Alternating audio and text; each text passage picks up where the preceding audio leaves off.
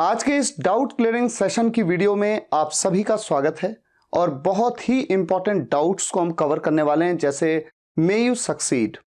इस सेंटेंस में वर्ब की थर्ड फॉर्म का यूज क्यों हुआ है, जबकि मे वाले सेंटेंसेस में तो हमेशा वर्ब की फर्स्ट फॉर्म का यूज होता है।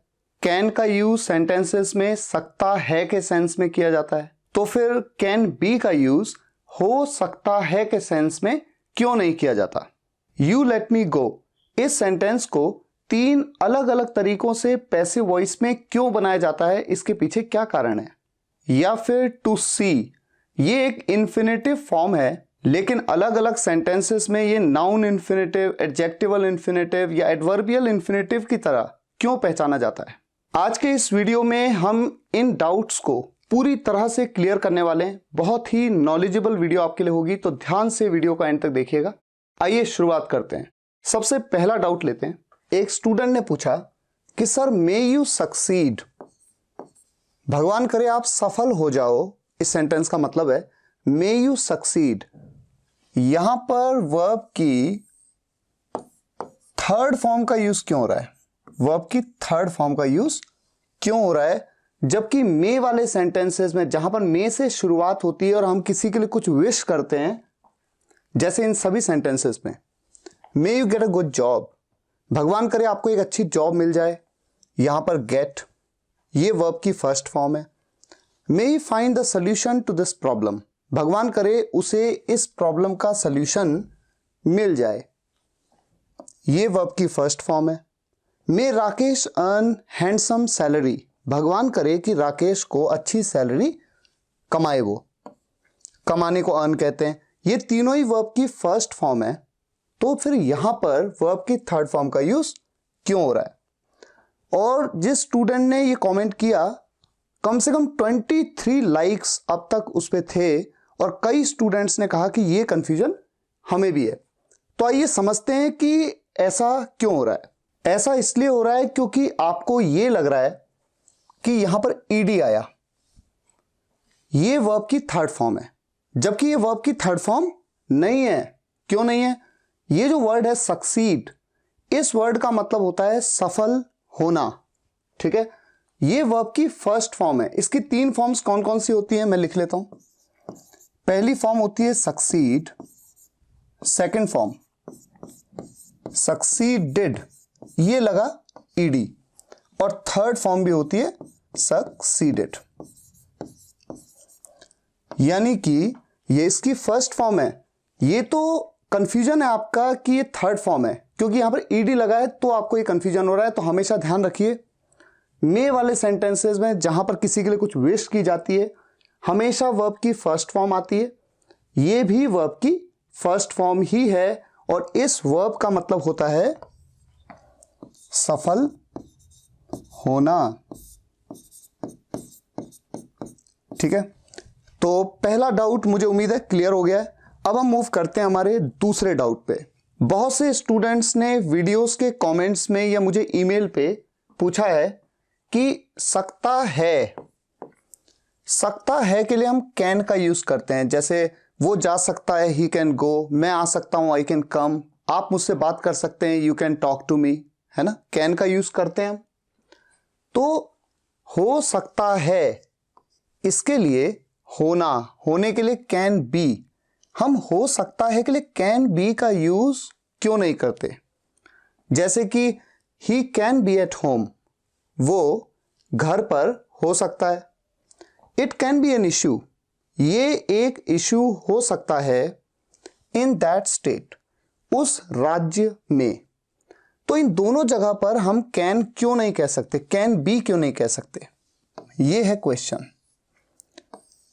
सही बात तो यह है कि कैन बी का यूज इन दोनों जगह पे नहीं किया जा सकता, बल्कि हो सकता है के लिए कुड बी, मे बी या माइट बी का यूज किया जाता है। ऐसा क्यों? ऐसा इसलिए क्योंकि अगर आप ध्यान दें, और आपको मैंने पढ़ाया भी है, कुड, मे और माइट, इन तीनों का यूज पॉसिबिलिटी के लिए किया जाता है।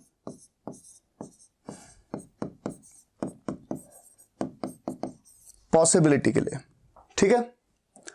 अब देखिए, जब मैं कहता हूं वो घर पर हो सकता है, तो यहां पर एक संभावना की बात हो रही है ना, एक पॉसिबिलिटी की बात हो रही है, इसलिए यहां पर कैन बी का यूज नहीं हो सकता, या तो कुड बी या मे बी या माइट बी, तीनों में से किसी का भी यूज आप कर सकते हैं, तीनों बराबर है। इट कुड बी, यहां पर कुड बी, मे बी या माइट बी आप कह सकते हैं। It could be an issue in that state, उस राज्य में इशू हो सकता है, तो यहां पर भी संभावना की बात हो रही है। तो जब भी पॉसिबिलिटी की बात होती है तो कुड, मे या माइट का यूज करते हैं, क्योंकि आप ये जानते होंगे कि कैन का यूज हमेशा किस लिए किया जाता है, एबिलिटी के लिए। एबिलिटी मतलब क्या होता है, समर्थता। समर्थता का मतलब क्या है कि कोई व्यक्ति समर्थ है, एबल है। जैसे मैं आपसे कहूं मैं फुटबॉल खेल सकता हूं, आई कैन प्ले फुटबॉल, वहां पर कैन का यूज क्यों कर रहा हूं, क्योंकि मैं अपनी एबिलिटी की बात कर रहा हूं, मैं समर्थता की बात कर रहा हूं कि मैं समर्थ हूं खेलने में। लेकिन जब भी पॉसिबिलिटी की बात होगी, यानी संभावना की बात होगी किसी भी सेंटेंस में, जैसे यहां पर हुआ, ऐसे में हमेशा कुड, मे या माइट का यूज होगा। हाँ, ये बात अलग है कि अगर आप मुझसे पूछें तो फिर कैन बी का यूज कहां पर होता है, तो देखिए कैन बी का यूज किस सेंस में होता है, पैसिव वॉइस में होता है। पैसिव वॉइस किस सेंस में, हिंदी में अगर मैं कहूं तो किस सेंस में, किया जा सकता है, किया जा सकता है। जैसे एग्जाम्पल के तौर पे एक एग्जाम्पल हो सकता है, इट कैन बी डन। अब इस सेंटेंस में कैन बी का मतलब हो सकता है नहीं है, क्या मतलब है, किया जा सकता है, ये किया जा सकता है, इट कैन बी डन। दूसरा एक और एग्जाम्पल लेते हैं, दिस क्वेश्चन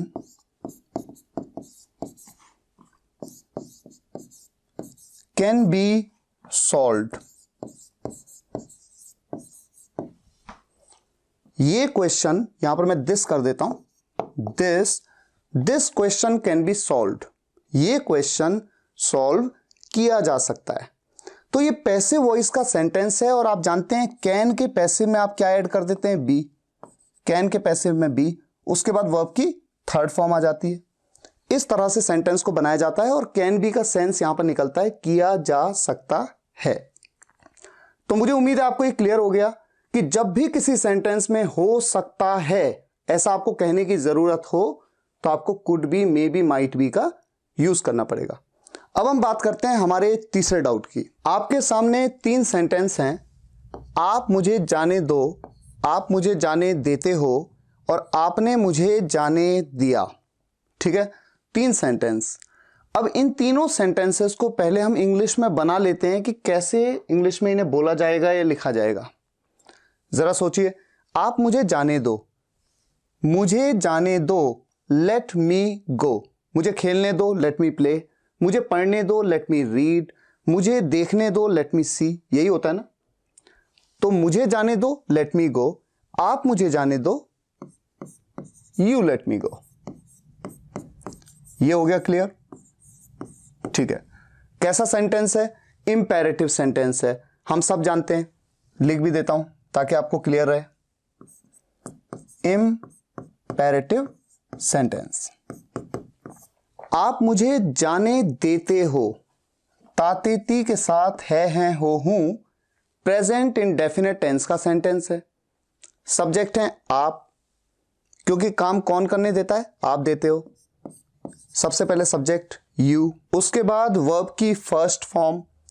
ऐसे सेंटेंसेस में जहां पर किसी को किसी काम को करने देना की बात होती है, लेट का यूज किया जाता है एज अ मेन वर्ब। तो वर्ब की फर्स्ट फॉर्म लेट, यहां पर एस का यूज मैं नहीं करूंगा क्योंकि मेरा सब्जेक्ट क्या है, सेकंड पर्सन, यू लेट। उसके बाद आप जानते हैं जिसे वो काम नहीं करने देना या करने देना है उसके बारे में बताते हैं, उसकी ऑब्जेक्टिव फॉर्म में आता है यू लेट मी। और जाना, मेन जो सेकेंडरी वर्ब है वो है जाना, यू लेट मी गो। ये सब बातें मैंने इंपेरेटिव सेंटेंसेस में ये समझाया है, लेट की वीडियो में मैंने आपको ये भी समझाया है ना, प्रेजेंट इंडेफिनिट टेंस की वीडियो में। अब बात करते हैं इस सेंटेंस की, आपने मुझे जाने दिया, यानी किसी काम को करने दिया, जाने के काम को करने दिया। तो करने देना आ गया तो लेट के साथ फिर बनेगा, लेकिन सेंटेंस किस टेंस में है? जैसे ये सेंटेंस था प्रेजेंट इंडेफिनिट टेंस में, तो बताइए ये सेंटेंस किस टेंस में? ये है आपका पास्ट इंडेफिनिट टेंस में। आया गया, उठा बैठा, रोया सोया, हंसना हंसा, नाचा गाया, करने दिया, लिया, खाया पिया, है ना। तो पास्ट इंडेफिनिट टेंस का रूल क्या कहता है? सबसे पहले सब्जेक्ट। सब्जेक्ट कौन है जिसने वो काम करने दिया, जाने का काम करने दिया? वो है आप, यू। उसके बाद वर्ब की कौन सी फॉर्म? Second form. और लेट की तो सेकंड फॉर्म भी लेट होती है, यू लेट, और उसके बाद ऑब्जेक्टिव पार्ट में मी, और फिर जो सेकेंडरी वर्ब है वो है जाना, जाने को गो कहते हैं। जिन्होंने लेट को समझा है वो जानते हैं। अब आप देखिए कितना इंटरेस्टिंग है, तीनों सेंटेंसेस हिंदी में अलग अलग हैं, सेंस भी अलग अलग है, लेकिन जब हमने इंग्लिश में बनाया तो बिल्कुल सेम बना। यही कारण है कि ये तीनों सेंटेंसेस, चूंकि ये तीनों सेंटेंसेस इस वक्त एक्टिव वॉइस में है, ठीक है, ये तीनों सेंटेंसेस किसमें? एक्टिव वॉइस में। ये वाला भी एक्टिव वॉइस में। अब जब हम इनके पैसिव बनाएंगे तो ऑब्वियसली चूंकि ये अलग अलग टेंस में है, इसलिए इनके पैसिव भी तो अलग अलग बनेंगे। अब अगर मैं पैसिव वॉइस एक एक करके बनाऊं, सबसे पहले इसका देखते हैं। जब हम इंपेरेटिव सेंटेंसेस के पैसिव बनाते हैं जहां पर लेट का यूज किया जाता है, तो हमेशा क्या यूज करते हैं हम? Should be. कैसे? ये देखिए, जो आपका ऑब्जेक्ट है ये बन जाता है आपका subject. I should be, I should be. उसके बाद वर्ब की थर्ड फॉर्म पैसिव वॉइस में, लेट की थर्ड फॉर्म तो लेट ही होती है। I should be let go by you. यहां पर एक्टिव वॉइस में सब्जेक्ट है यू, पैसिव वॉइस में बाय के साथ आएगा, बाय यू। तो देखिए कितना इंटरेस्टिंग बना। ये सेंटेंस है आपका पैसिव वॉइस में, I should be let go by you. आपकी नॉलेज के लिए बता दूं कि जब एक्टिव से पैसिव में चेंज करते हैं तो लेट की जगह पर आप चाहें तो अलाउड टू भी कह सकते हैं, बात तो एक ही है, अलाउड टू। दूसरा सेंटेंस देखते हैं। प्रेजेंट इंडेफिनिट टेंस के सेंटेंस को, जो कि एक्टिव वॉइस में, जब आप पैसिव में बदलते हैं तो ऑब्जेक्ट क्या है? मैं, वो बन जाएगा सब्जेक्ट, ठीक है, आई। उसके बाद अफर्मेटिव सेंटेंस है चूंकि, तो कैसे बनाएंगे आप? क्या हेल्पिंग वर्ब यूज होगी? इज, एम या आर। आई के साथ लगता है एम। आई एम वर्ब की थर्ड फॉर्म। यहां पर भले ही वर्ब की फर्स्ट फॉर्म है, लेकिन वर्ब की थर्ड फॉर्म भी लेट की तो थर्ड ही होती है। लेट लेट लेट तीनों फॉर्म्स एक ही होती है। I am let secondary verb go by you. तो ये बन गया passive voice, I am let go by you. तो अगर मैं मीनिंग की बात करूं, आप मुझे जाने देते हो, यू लेट मी गो। मुझे आपके द्वारा जाने दिया जाता है, I am let go by you. और आपने मुझे जाने दिया पास्ट इंडेफिनिट टेंस में एक्टिव वॉइस में, तो इस तरह से बना you let me go. Passive voice में कैसे बनेगा? आई, और यहां पर यूज होता है वॉस या वर, आई के साथ यूज होता है वॉस। आई वॉस वर्ब की third form, let main verb है, उसकी थर्ड फॉर्म तो लेट ही होती है। I was let secondary verb go by you. ये बना आपका पैसिव वॉइस। अब देखिए, है ना इंटरेस्टिंग? अगर आपके एग्जाम में ये सेंटेंस आ गया you let me go, you let me go, you let me go, और आपसे पूछा जाए कि इस सेंटेंस को पैसिव वॉइस में चेंज करिए, तो इसके तीन अलग अलग तरीके हो सकते हैं। एक तरीका हो सकता है I should be let go by you, दूसरा हो सकता है I am let go by you, और तीसरा हो सकता है I was let go by you. मुझे उम्मीद है आपको ये क्लियर हो गया होगा कि कैसे एक ही सेंटेंस को तीन अलग अलग तरीकों से पैसिव वॉइस में आप चेंज कर रहे हैं, और तीनों तरीके बिल्कुल सही हैं। अब हम मूव करते हैं हमारे नेक्स्ट डाउट पे। आपके सामने देखिए तीन सेंटेंस हैं, ठीक है। एक स्टूडेंट ने बहुत ही इंटरेस्टिंग ये क्वेश्चन पूछा, तीनों सेंटेंस मुझे मेल किए, और कुछ ऐसा पूछा है जिसके बारे में अभी आपको पता लगने वाला है। यहां पर आप देख रहे हैं टू सी, यहां पर भी आप देख रहे हैं टू सी, और यहां पर भी आप देख रहे हैं टू सी। इन तीनों को देख करके ये बात तो क्लियर है कि ये तीनों वर्ब की इंफिनिटिव फॉर्म है। इंफिनिटिव फॉर्म, वर्ब की इंफिनिटिव फॉर्म क्या होती है?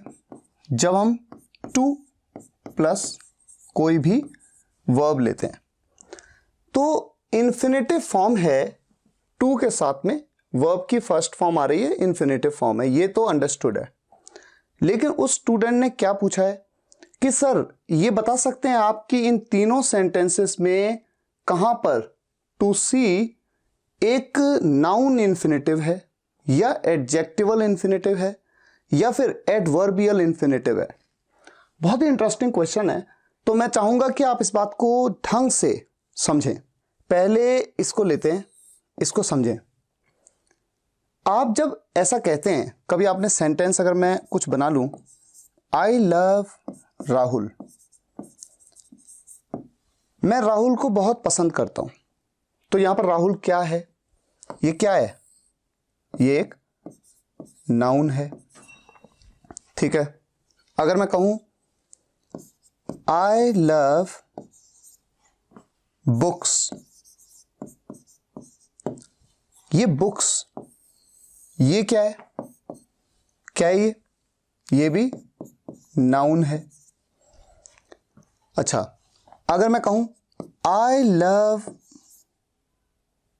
टू रीड, इसका क्या मतलब है? मैं पढ़ना बहुत पसंद करता हूं, I love to read. To के साथ रीड इंफिनिटिव है,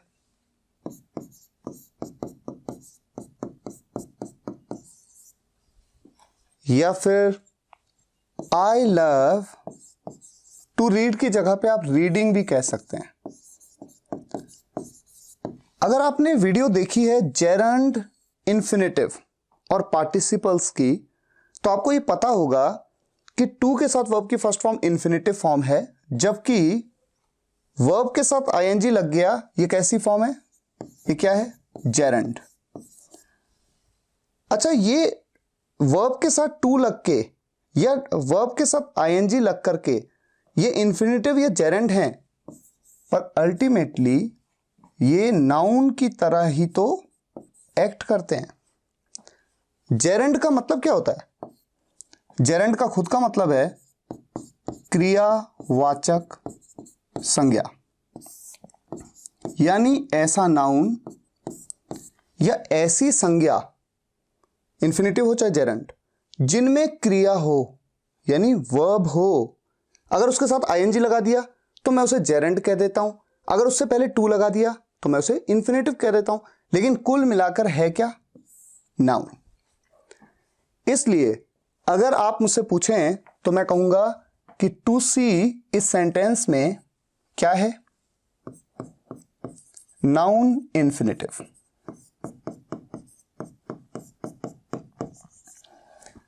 और फिर अगर आप मुझसे ये पूछें कि आई लव, इसके बाद टू सी यू, ये पूरा का पूरा फ्रेज क्या है? ये पूरा फ्रेज, तो ये है नाउन फ्रेज। तो टू सी ये है नाउन इंफिनिटिव और टू सी यू ये पूरा का पूरा है मेरा नाउन फ्रेज। अब हम इसकी बात कर रहे हैं, ठीक है। आई केम टू सी यू, मैं आपको देखने आया। अच्छा, अगर मान लीजिए मैं कहूं मैं आया अर्ली, यानी जल्दी, मैं जल्दी आया, तो ये अर्ली ये क्या है? जो वर्ब के बारे में कुछ एडिशनल इंफॉर्मेशन दे, वो होता है एडवर्ब, ठीक है। अगर मैं कहूं आई केम लेट, तो यहां पर लेट क्या है? मैं देर से आया। वर्ब के बारे में आया तो, लेकिन जल्दी आया या देर से आया, यह एडवर्ब है, ठीक है। अगर मैं कहूं आई केम टू मीट यू, या आई केम टू, ठीक है, मीट यू लिख लेते हैं। ये मैं आया, लेकिन क्या करने आया? तो मैं आया, कब आया? जल्दी आया या लेट आया। मैं आया, क्यों आया, क्या करने आया, ये भी एक्स्ट्रा इंफॉर्मेशन ही है इसके बारे में। आया तो, लेकिन मिलने आया।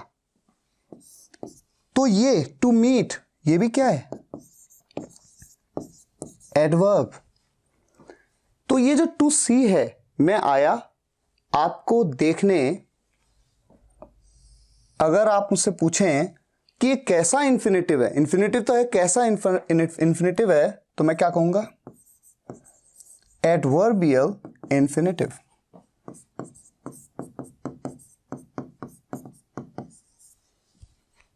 Adverbial infinitive. और अगर आप मुझसे पूछें कि ये पूरा फ्रेज टू सी यू, आई केम के बाद, ये क्या है, तो मैं कहूंगा ये एडवर्ब फ्रेज है। तो ये पूरा था नाउन फ्रेज, ये पूरा है एडवर्ब फ्रेज।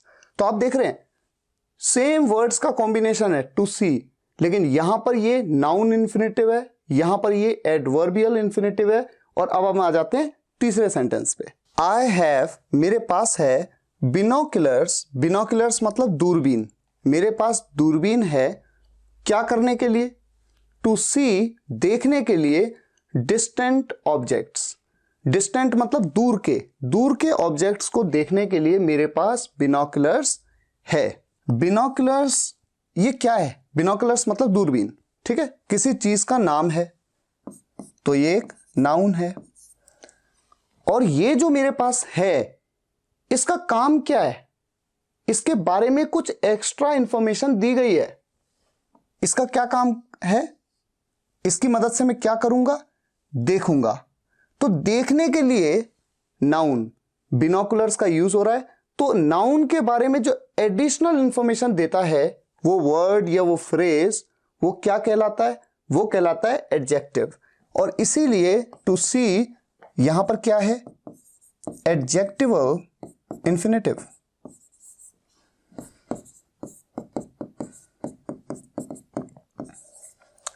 ठीक है।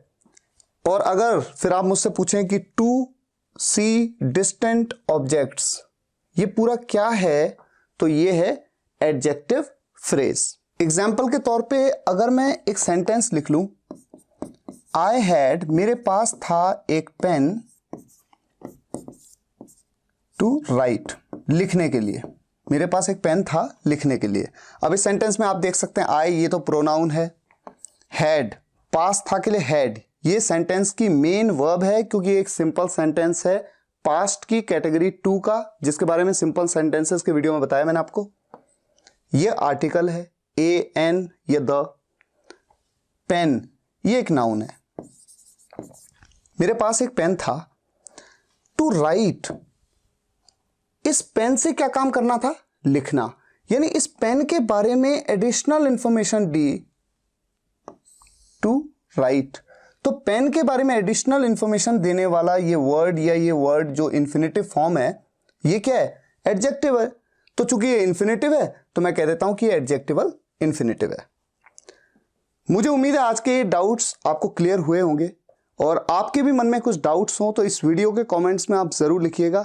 मैं कोशिश करूंगा कि नेक्स्ट डाउट क्लियरिंग सेशन की वीडियो में मैं उन डाउट्स को भी क्लियर करने की कोशिश करूं। मुझे उम्मीद है आज का ये वीडियो आपको हेल्पफुल लगा होगा। अगर आपको ये वीडियो पसंद आया हो तो वीडियो को लाइक और शेयर जरूर करिएगा। जब आप शेयर करते हैं तो देश के छोटे से छोटे गांव के स्टूडेंट्स तक ये वीडियोस जाती हैं और उन्हें भी इन वीडियोस का फायदा मिलता है। और कमेंट्स में बताइएगा वीडियो कैसा लगा। Thank you so much for watching this video guys. मिलते हैं नेक्स्ट वीडियो लेक्चर में एक नए टॉपिक के साथ। तब तक के लिए टेक केयर, गुड बाय।